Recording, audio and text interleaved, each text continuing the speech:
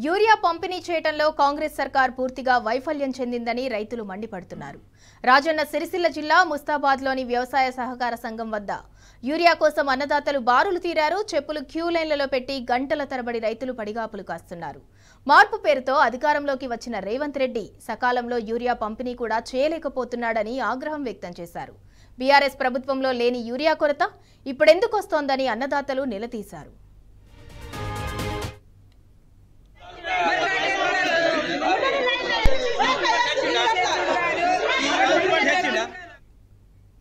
Right, ఇక ఇదే అంశానికి సంబంధించి మరింత సమాచారం మా ప్రతినిధి వేణుగోపాలరావు అందిస్తారు. వేణుగోపాలరావు, రాజన్న సిరిసిల్ల జిల్లా ముస్తాబాద్లో వ్యవసాయ సహకార సంఘం వద్ద యూరియా కోసం అన్నదాతలు చెప్పులు క్యూ లైన్లలో పెట్టి మరి రేయనక పగలనక పడిగాపులు కాయాల్సిన పరిస్థితి వచ్చింది. దానికి సంబంధించి డీటెయిల్స్ ఏంటి? సింధూరా, ఇది గత 15-20 రోజుల నుంచి కూడా ఉమ్మడి కరీంనగర్ జిల్లా వ్యాప్తంగా కూడా నెలకొన్నటువంటి పరిస్థితి చెప్పాలి.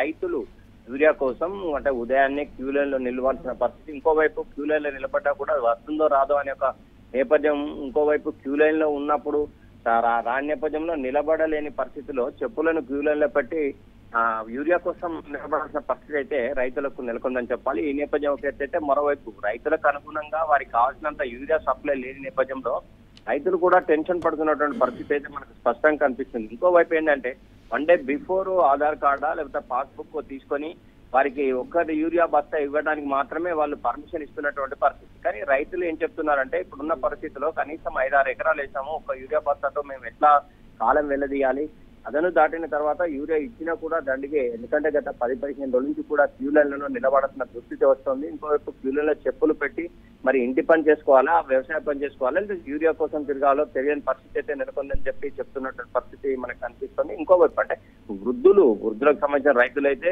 లైన్లలో నిలబడలేక సొమ్మసిల్లిపోతున్న ఘటనలు కూడా చాలా చోట్ల జరుగుతూ ఉన్నాయి.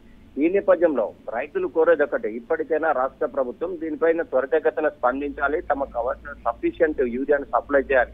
లేకుంటే మాత్రం ఇప్పుడు ఉన్నటువంటి పరిస్థితుల్లో తాము పెట్టిన పెట్టుబడి కూడా వస్తుందో రాదని చెప్పి ఆందోళనకు గురవుతున్నటువంటి పరిస్థితి అయితే మనకు స్పష్టంగా కనిపిస్తుంది. సింధూరా, ఏదేమైనా రైతులు మాత్రం ఉదయాన్నే 5-6 గంటలకే పోయి క్యూ లైన్లలో ఉంటున్నారు. ఎందుకంటే తమ వంతు వస్తుందో రాదో తెలియని పరిస్థితి. ఒకటైతే 500-600 మంది రైతులు క్యూ లైన్లలో ఉంటే 200-300 బస్తాలు మాత్రమే వస్తున్నటువంటి పరిస్థితి. ఈ నేపథ్యంలో కూడా రైతుల్లో కూడా కొద్దిగా కొట్లాటలు జరుగుతున్నటువంటి పరిస్థితి. ఇదంతా కూడా రైతుల్లో ఒక రకమైన నైరాశ్యం వస్తుంది. ఇంత పెద్ద ఎత్తున పెట్టుబడి పెట్టి పంటలు పండిస్తే కనీసం సమయానుకూలంగా యూరియాను సప్లై చేయలేని పరిస్థితి.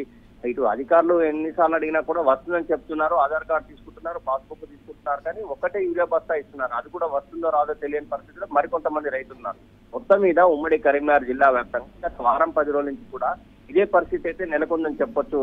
సింధూరా, ఈ రోజు ముస్తాబాద్ లో అయితే పెద్ద ఎత్తున రైతులు తరలి వచ్చారు. తమకు వస్తుందో రాదో తెలియని పరిస్థితి, ఉదయాన్నే క్యూ లైన్ లో పెట్టారు, క్యూ లైన్ లో నిలబడలేక చెప్పులు క్యూ లైన్ లో పెట్టి నిల్చొని ఉన్నటువంటి పరిస్థితి అయితే మనకు స్పష్టంగా కనిపించింది.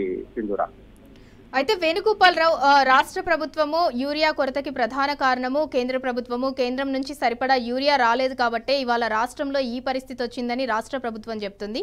బట్ కేంద్ర ప్రభుత్వ వర్షన్ వేరేలా ఉంది. ఇప్పటికే తెలంగాణకు ఇవ్వాల్సిన యూరియా కన్నా మేము అదనంగా ఇచ్చాము, ఇంకా సప్లై చేయలేము అన్నట్టు కేంద్ర ప్రభుత్వం చెప్తుంది. సో రెండు కేంద్ర రాష్ట్ర ప్రభుత్వాల వ్యవహార శైలితోటి అన్నదాతల పరిస్థితి అగమ్య గోచరంగా మారింది ఇవాళ రాష్ట్రంలో అని అనుకోవచ్చా? ఒకటి గుర్తుంచుకోవాలి, దేశానికి వెన్నెముక రైతన్న దృష్టిలో పెట్టుకుని రాష్ట్ర కేంద్ర ప్రభుత్వాలు ముందడుగు వేయాల్సిన పరిస్థితి ఉంటుంది.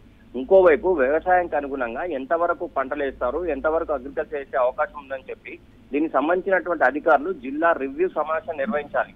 ఎన్ని లక్షల ఎకరాల వరకు వచ్చే అవకాశం ఉంటుంది, దానికి యూరియా ఎంత అవసరం ఉంటుందని చెప్పి దీనికి సంబంధించినటువంటి అధికారులు కావచ్చు, మంత్రులు కావచ్చు, జిల్లా కలెక్టరేట్ కార్యాలయాల్లో సమీక్షా సమావేశాలు నిర్వహించాలి. ముందస్తుగా యూరియాకు సంబంధించి ఎంత ఇండెంట్ ఉంటుంది, ఎంత అవసరం పడుతుంది అనే దాని మీద చర్చించాలి. కానీ అలాంటి అంశం లేదు. ఈ నేపథ్యంలోనే దీనికి ఏమీ చేయలేక ఇటు కేంద్ర రాష్ట్ర ప్రభుత్వాలు ఒకరిపై ఒకరు అనుకుంటున్నాయి. కానీ ఇటు కేంద్ర రాష్ట్ర ప్రభుత్వాల విషయం రైతుకి ఇవన్నీ పట్టింపులు ఏమి ఉండేవి కదా, కానీ తమకు అనుకూలంగా సమయానుకూలంగా యూరియా కావాలని అంటారు. కానీ ఇటు కేంద్రం రాష్ట్రం మీద, రాష్ట్రం కేంద్రం మీద చెప్తున్నారా, కానీ ఈ రెండింటి మధ్య మాత్రం రైతు నలిగిపోతున్నటువంటి పరిస్థితి అయితే మనకు స్పష్టంగా కనిపిస్తుంది. Sindhura, right, thank you Venugopala Rao.